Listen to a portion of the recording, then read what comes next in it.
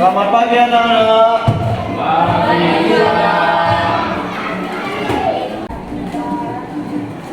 Itu bangku yang kosong siapa yang duduk di situ, Dio? Billy, Pak. Kemana dia? Belum masuk, Pak. Belum masuk. Tak sekolah emangnya? Kayak mana keterangannya?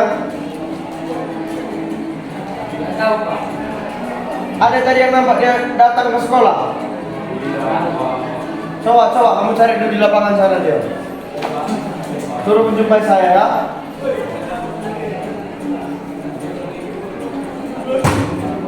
Masuk Billy, masuk. Tutup pintunya dia.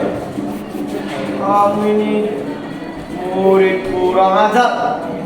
Kemana saja kamu barusan? Baru ganti baju tadi, Pak, karena bisa olahraga, Pak. Mana ada olahraga? Olahraga yang sebelum ini? Iya, Pak. Kok bisa lama kali ganti baju orang udah masuk semua? Nanti kan tadi di Kepala. Kamu terus melawani.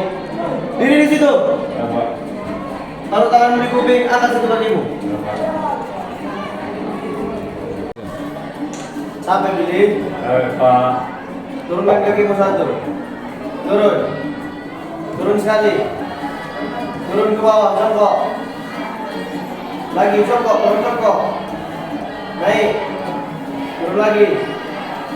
Naik. Udah ke sana. Terima kasih, Pak. Yang lagi ya. Ya, Pak.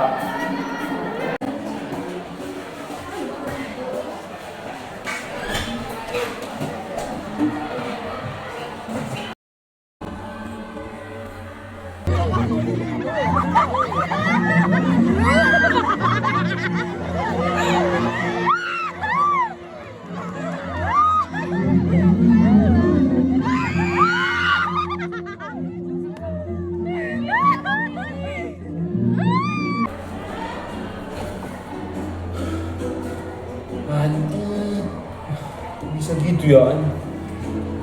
Dulu kali, cok. Bencong. Yang benar kata bapak itu. Kayaknya aku harus memang berubah karakter. Kalau dari sekarang aku nggak berubah, kayaknya hancur di masa depan.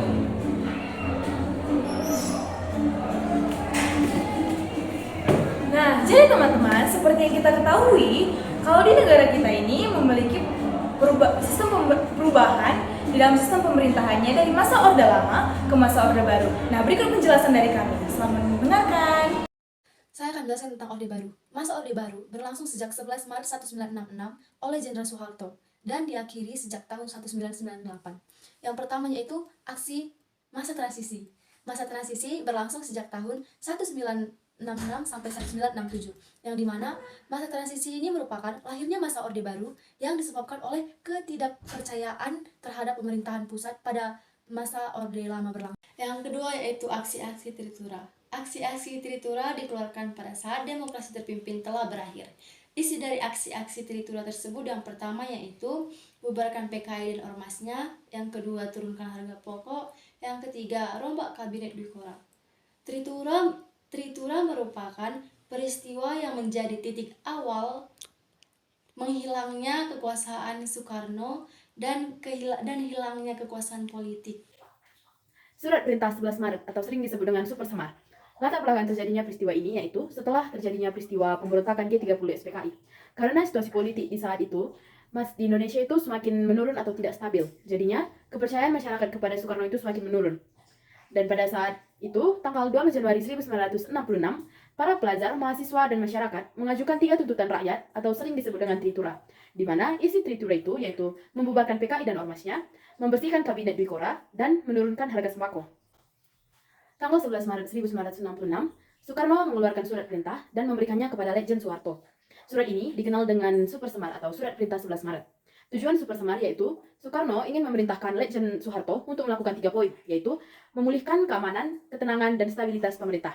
Setelah menerima Super Semar, Letjen Soeharto itu membubarkan PKI dan ormasnya pada tanggal 12 Maret 1966. Super Semar ini dianggap sebagai tonggak lahirnya pemerintahan di masa Orde Baru, dan puncaknya terjadi pada sidang MPRS pada tanggal 7 sampai 12 Maret di Jakarta. MPR resmi mengangkat Soeharto sebagai Presiden Republik Indonesia yang kedua. Jadi termasuk kepada stabilisasi politik dan rehabilitasi ekonomi. Nah, stabilisasi politik dan rehabilitasi ekonomi terbagi ke beberapa bagian. Yang pertama itu adalah stabilisasi ekonomi dan keamanan sebagai dasar pembangunan. Langkah pertama untuk melakukan pembangunan nasional tersebut adalah membentuk Kabinet Pembangunan 1 pada 6 Juni 1968. Program Kabinet 1 dikenal sebagai Pancakrida Kabinet Pembangunan 1 yang berisi yang pertama, menciptakan stabilitas politik dan ekonomi secara mutlak. Yang kedua, menyusun dan merencanakan repelita. Yang ketiga, melaksanakan pemilu selambat-lambatnya pada Juli 1971. Yang keempat, menghabiskan atau mengembalikan ketertiban masyarakat dengan mengikis sisa-sisa G30 SPKI dan setiap bentuk rongrongan, penyelewengan, serta pengkhianatan terhadap Pancasila dan Undang-Undang Dasar 1945. Dan melanjutkan penyempurnaan dan pembersihan secara menyeluruh. Materi selanjutnya yang saya bawakan adalah kebijakan pembangunan Orde Baru. Perjuangan Orde Baru adalah untuk meningkatkan tata ruang bernegara sesuai dengan Undang-Undang Dasar dan Pancasila. Sesuai dengan perkembangan politik di Indonesia, pemerintah mulai menetapkan beberapa kebijakan, yaitu seperti pembangunan jangka panjang dan pembangunan jangka pendek yang disebut dengan pelita. Dalam kebijakannya ada sebagai berikut. Dalam pertanian itu, Indonesia memberikan investasi besar-besaran pada pertanian Indonesia dengan harapan untuk meningkatkan ekonomi Indonesia.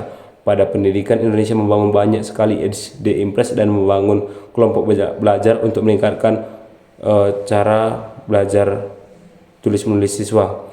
Dan pada KB, Indonesia mengharapkan penurunan tingkat penambahan warga negara Indonesia untuk meningkatkan kesejahteraan warganya.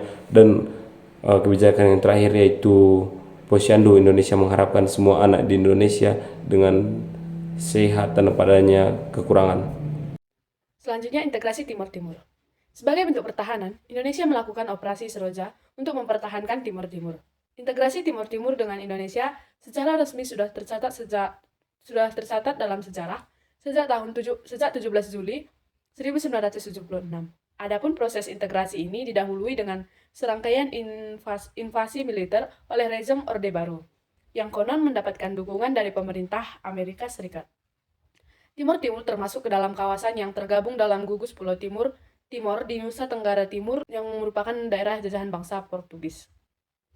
Pasca kemerdekaan Indonesia, terjadi perundingan tentang wilayah Indonesia dengan Belanda yang menyatakan jika Timur Timur tidak masuk sebagai wilayah Republik Indonesia. Hal ini disebabkan karena status Timur Timur yang masih menjadi daerah jajahan bangsa Portugis.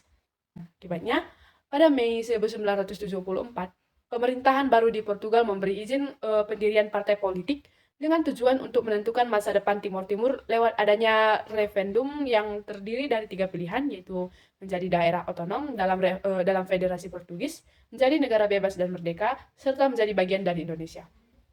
Hal inilah yang membuat muncul 3 partai politik dengan pandangan politik yang saling berlawanan, yakni UDT, Fretilin, dan Apodeti.